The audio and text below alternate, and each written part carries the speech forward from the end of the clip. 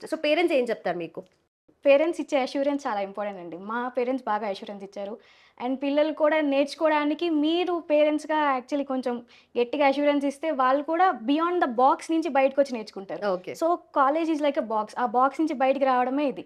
And ఆ okay. Box నుంచి బయటికి హెల్ప్ మా ఇన్నోవాటిక్స్ ఇస్తది. రైట్. పర్ఫెక్ట్. సో ఇంత అష్యూరెన్స్ మీకొచ్చింది కాబట్టి ఇప్పుడు అప్‌కమింగ్ బ్యాచెస్‌కి మీరేం అష్యూరెన్స్ ఇస్తారు? అప్‌కమింగ్ బ్యాచెస్‌కి మేమిచ్చే అష్యూరెన్స్ వచ్చామా, నేర్చుకున్నామా అని కాదు. Just interact with them.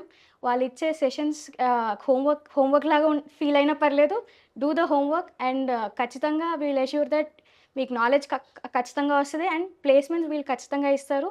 And then your dependence నీ వర్క్ నీ దాన్ని బట్టి. ఓకే. సో ప్లేస్‌మెంట్స్ గురించి మాట్లాడితే definitely end of the day అందరికి కావాల్సింది జాబే. అది ఏ లెవెల్ జాబు ఏంటనేది వాళ్ళ స్కిల్స్ మీద బేస్ చేసుకొని ఉంటుంది. హ్మ్. సో మీరిక్కడ నేర్చుకున్న స్కిల్స్ ఏంటి? అండ్ 100% ప్లేస్‌మెంట్ సపోర్ట్ అసిస్టెన్స్ అనేది వీళ్ళెలా ఇస్తున్నారు?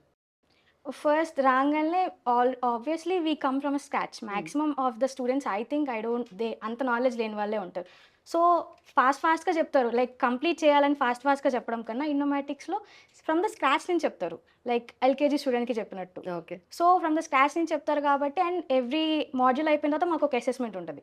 సో, ఆ అసెస్మెంట్‌లో మేము వాళ్ళు డిసైడ్ చేస్తారు. Okay. We are logging in this. Maybe వాళ్ళకి రివిజన్ సెషన్స్ పెట్టడం. ఓకే. ఆల్రెడీ నెక్స్ట్ పాస్ అయిన వాళ్ళకి నెక్స్ట్ మాడ్యూల్‌లో పంపించడం. ఒకవేళ నిజంగా తక్కువొస్తే ఇంకా వాళ్ళు ఇంకా మోటివేట్ చేయడం.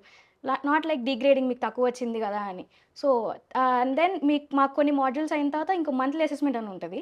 సో, అక్కడ ఎగ్జామ్ రాస్తే దాన్ని బట్టి మాకు ప్లేస్‌మెంట్స్ ఒస్తాయి. రైట్. అండ్ ఇన్ని ఎగ్జామ్స్‌లో ఆబ్వియస్లీ ఏదో ఒక ఎగ్జామ్‌కి భయపడన్నా ప్రిపేర్ అవుతాము. ఓకే. ఓకే. అది ప్రాక్టికల్ గదా! Yeah! Definitely. Obviously. Right. Thank you so much. And మీరు చూస్తుంటే జాబ్ రెడీ ఉన్నట్టుగా కనిపిస్తున్నారు. All the very best. Thank you. Thank you.